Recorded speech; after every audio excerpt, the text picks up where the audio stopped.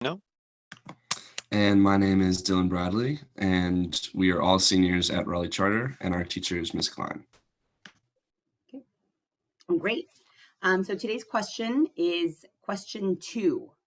A Bill of Rights is what the people are entitled to against every government on earth, general or particular, and what no just government should refuse or rest on interference. Do you agree or disagree with Thomas Jefferson?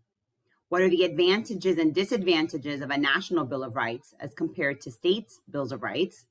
What are the differences between positive and negative rights, and which are more important to the preservation of liberty? You may begin. According to Hamilton in Federalist 84, Bills of Rights, quote, have no application to constitutions professedly founded upon the power of the people, meaning Bills of Rights are unnecessary in a democracy because there is no king, but rather a government composed of the people. However, we agree with Thomas Jefferson that a Bill of Rights is necessary for a fair and just government.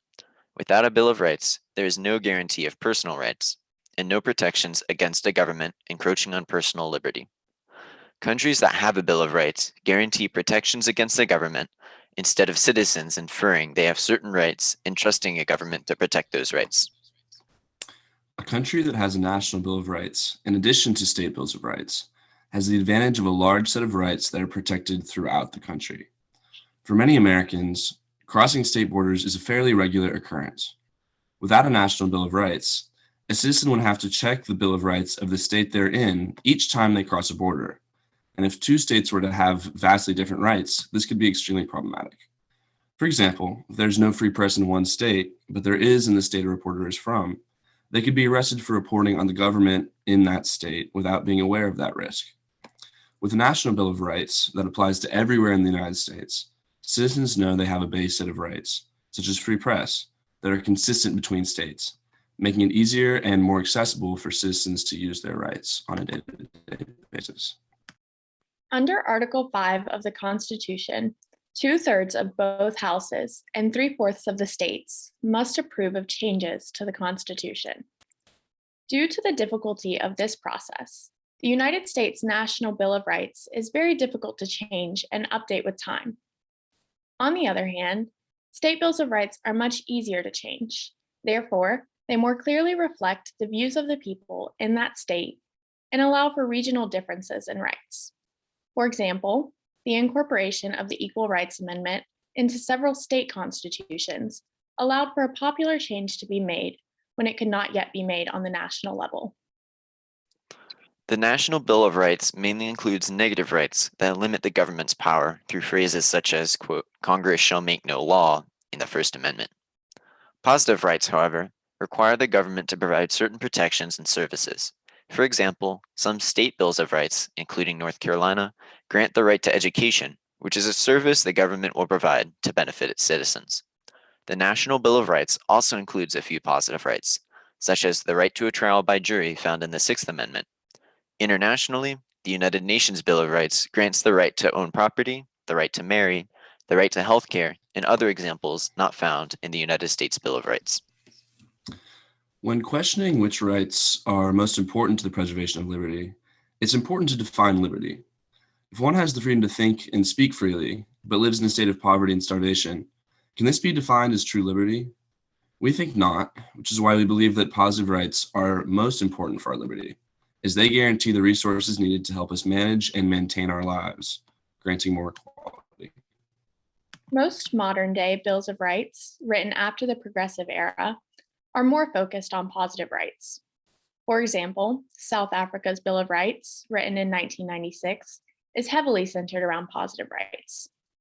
It is important that we acknowledge the freedom granted by a lack of government assistance is irrelevant if part of the population is left without the proper resources to live a decent quality of life, and therefore without true liberty. Thank you. Thank you very much. So to begin, you talked extensively about our Bill of Rights and the type of rights that are listed there and how important they are. So what limits, if any, should ever be placed on those rights? We already have many limits on those rights already. For example, in schools, children don't get the full extent of the freedom of speech. They get a very limited version of the freedom of speech. And so I think that that's a good precedent to go by, is that if the full extent of the Bill of Rights can interfere with a very compelling state interest, such as education of its citizens, I feel that the uh, that constitutes a example where we should limit the Bill of Rights. Going off of what Logan said, I also think a limit placed on our Bill of Rights, or placed on our rights in schools, is privacy. Students aren't given the full extent of the right to privacy for that same reason of the state interest of education. And students are only given their rights to a certain extent because of the primary goal of a school is to educate their students.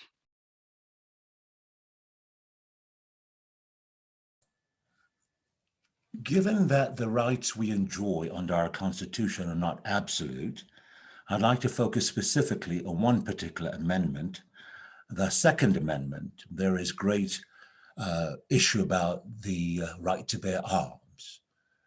Do you think that we need to have that more clarified as to the extent to which one has that right to bear arms, given our current environment?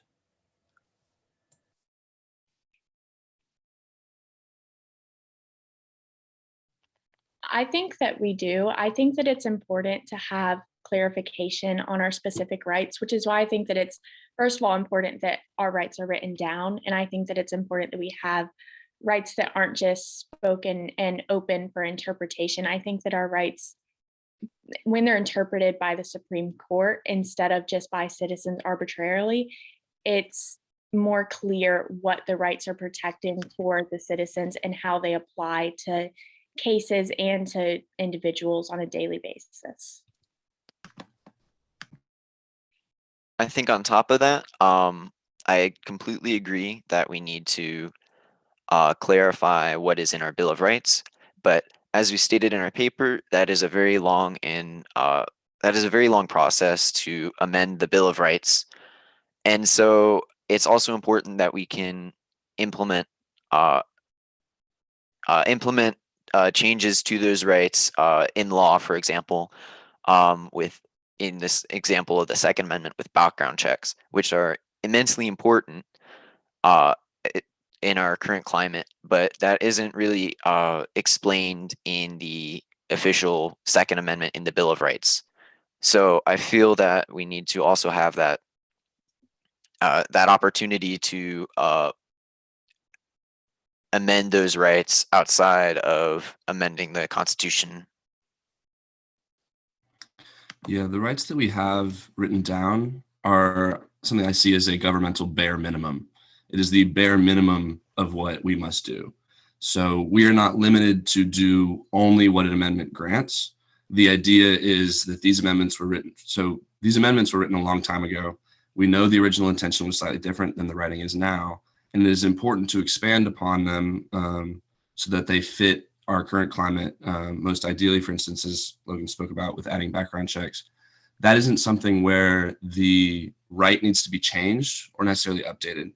It just needs to be used as a basis for the law that we can have now, which we will continuously update and will make current.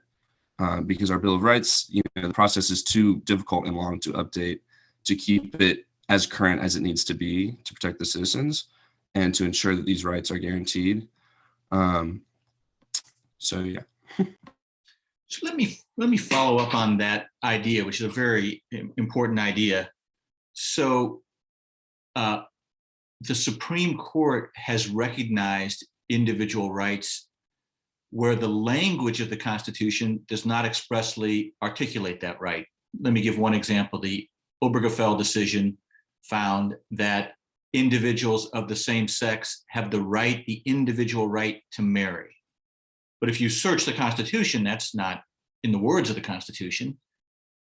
So how and when is it appropriate for the Supreme Court to recognize new rights that are not expressly found in the language or text of the document? When those rights are essential to other rights, specifically ideals of America, for example, with your example, I would use the right to liberty and pursuit of happiness as a very clear indicator that same-sex couples should be allowed to marry. Because even though that may not have been written in the original text, it is very easy to assume it if the goal is to ensure equality for all Americans, and if the goal is this, pursuit of happiness, this right to liberty, then that is clearly something essential for all Americans to have the option to have, depending on what gender they prefer. Right, but again, under your standard, if it's something that's an ideal of America, everybody doesn't have the right to health care, but you'd think that that's an ideal of America, right? Everybody doesn't have a right to even food or shelter, which you already commented, but that's certainly an ideal to America. So how do you divide that line between marriages, but food and shelter are not? Well, just because we do not have a right to food and shelter or a right to healthcare means I believe that that's right. I think we should have a right to healthcare. I think we should have a right to food and shelter for the same reasons. It's the right to pursuit of happiness, the right to liberty, and those things are essential to all of the other rights, all of the essential core ideas of the Constitution. So yes, currently that standard is not there, but that doesn't mean I think it shouldn't be.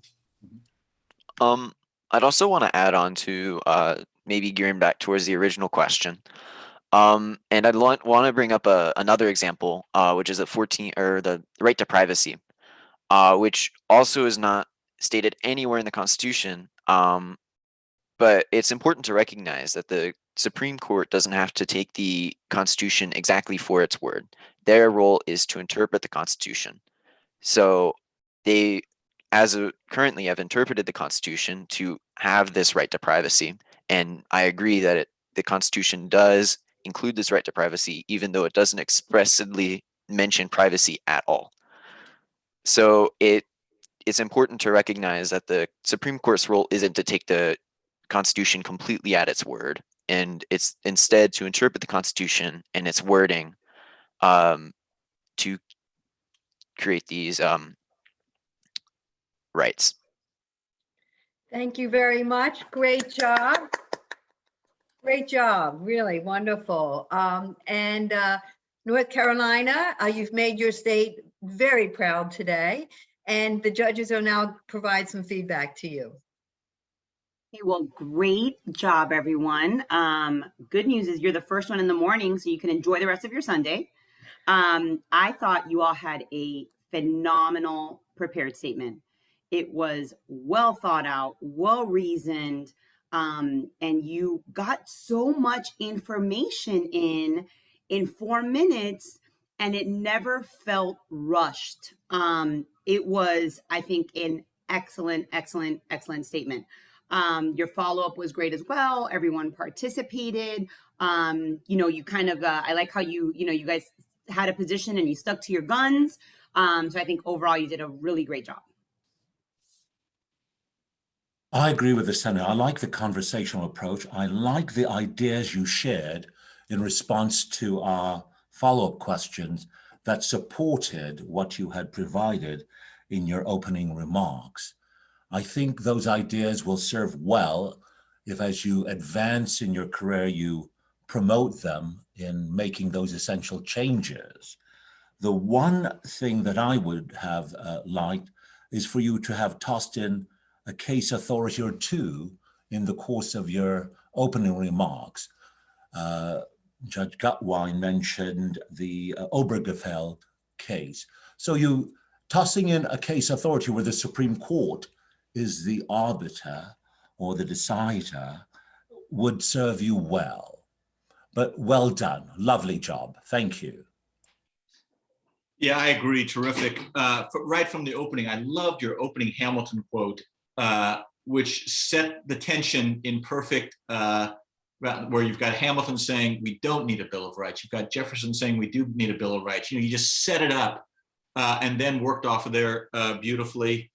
I loved your discussion of negative rights and positive rights. But what I really appreciated most is the three of you have a very ambitious vision of what our constitutional structure ought to be. It's a very optimistic approach that you are really accepting what is good about our Constitution and then hoping more from it to intervene more in people's lives. It's a great first start for me as a judge to hear you talk about how you believe the Constitution can be a real force for good and do more in the lives of individuals, not content for the rights it already has, but if people don't have basic security, basic economic freedom and justice, a great basic equity, we still don't have liberty. And that's a level of ambition and vision and optimism that I really like. So great work, really a lot of fun, and congratulations on a great presentation and a great view of our constitutional structure. And again, congratulations to not just you, but to your teacher. And thank you very much for the wonderful presentation.